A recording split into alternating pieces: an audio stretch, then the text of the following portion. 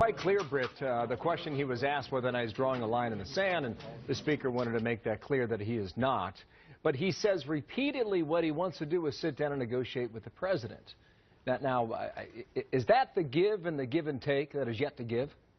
Well, first of all, he is drawing a line in the sand. For example, he's saying, you know, there'll be no clean CR, there'll be no debt limit without strings attached related to future spending. So that's a line in the sand he clearly has drawn. He's saying that, you know, everything could be on the table if they sit down and talk, and all we're asking is to talk. Well, fine. Once the talks start, then we don't know what his opening position would be. We don't know where he would want to go with that. So, you know, it just is clearly a talking point that the Republicans have decided helps them to say, we want to talk, they don't. So the average person out there hearing that says, well, gee, they ought to at least sit down and talk. So you can see how a reasonable person would conclude that maybe it's the President who's being intransigent here, and that's what really this is all about. You just told Martha that you believe this goes up right against the deadline, which is, you know, if you want to move the deadline or not, whether you think the deadline is firm on the 17th or not. If that is the case, how do you see a way out of this? Well, it's not my job to forecast outcomes, not least because I'm bad at it.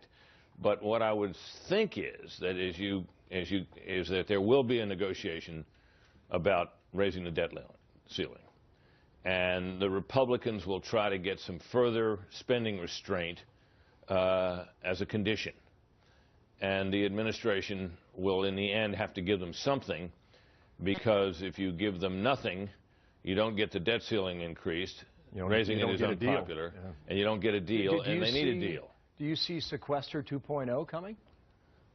No, I wouldn't think they'd go there again. But, you know, look, they could do something like it's a technical term called chain CPI. You've heard about this. This is an adjustment in the cost of living formula that drives the continuing increases in entitlement spending.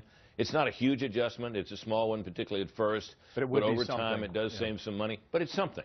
I don't think Republicans are going to get much, but I think they may get enough to allow them to say, we held out, we fought, we got something for it, we're okay, and the voters that are looking at them and saying that they caved too quickly might approve of that. What I would also remind you, Bill, is the President, you know, I hear all these accusations about how, you know, he gives nothing and so forth.